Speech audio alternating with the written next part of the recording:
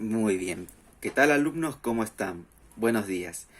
Bien, vamos a continuar como siempre con otra clase y recordemos que la última clase estuvimos viendo lo que fueron las revoluciones mexicana y Meiji respectivamente como transformaciones sociales que ocurrieron en sus respectivos países con consecuencias un poco similares. Por un lado, la revolución Meiji dio origen a un imperio similar a lo que estaba viendo en Europa. En cambio, la revolución mexicana acabó con un gobierno de tipo oligárquico y explotador para dar pie a una democracia más constitucional y abierta.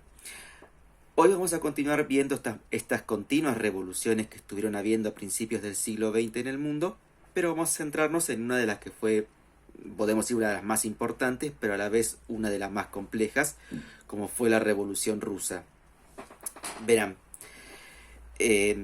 a principios de la fecha que estamos viendo, Rusia va a compartir una situación similar a muchos otros de los países europeos que en esa época estaban pasando por un proceso continuo de industrialización y a la vez de expansionismo. Para la época, Rusia todavía era un país básicamente muy atrasado tecnológicamente a su tiempo en comparación de otras potencias como por ejemplo Alemania, Gran Bretaña o Francia. Y además su gobierno era básicamente un tipo de monarquía absolutista conocida como autocracia. Es decir, un gobierno donde todo pasaba básicamente por la decisión del gobernante, que era el zar. Estas cuestiones que tenía el gobierno zarista en su forma de ser, el cual era que básicamente estaba más interesado en sus relaciones sociales con la alta nobleza de la época, de, de vivir básicamente rodeado de lujos y de buen gusto, causaba que entonces no haya una preocupación por las necesidades de las clases bajas, de los campesinos y de los obreros, los cuales estaban sometidos a un trabajo básicamente mediocre, sin derechos, y para colmo pasando cuestiones como el hambre y el frío. Todo esto que lleva a un resentimiento social de parte de estos sectores hacia, hacia la monarquía. Políticamente, algunos grupos van a aprovechar esta cuestión de rechazo social para poder iniciar una revolución más bien contra el modelo de gobierno, aprovechando también una cosa que habíamos visto la clase pasada, que fue el fracaso de Rusia en la guerra contra Japón en 1905.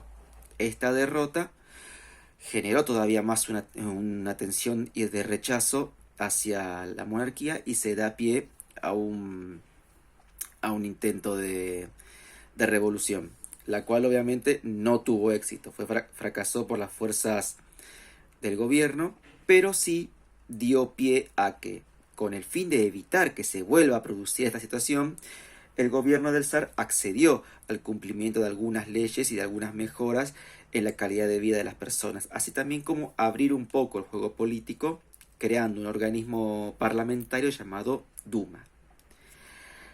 Hasta acá es lo primero que se hizo, pero continúa habiendo revueltas y huelgas y manifestaciones y todo eso en Rusia hasta 1917. Hay que aclarar una cosa, 3 años antes de esta revolución última, el mundo ya estaba metido en lo que va a ser la Primera Guerra Mundial, lo que estaba Rusia, o sea que ya durante 3 años Rusia también estuvo invirtiendo grandes gastos en lo que tiene que ver con el mantenimiento de la guerra.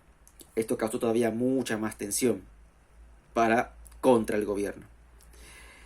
La cuestión es que acá viene lo más complejo, es las continuas disidencias políticas e ideológicas que estuvo habiendo dentro del grupo que estaba generando esta revolución.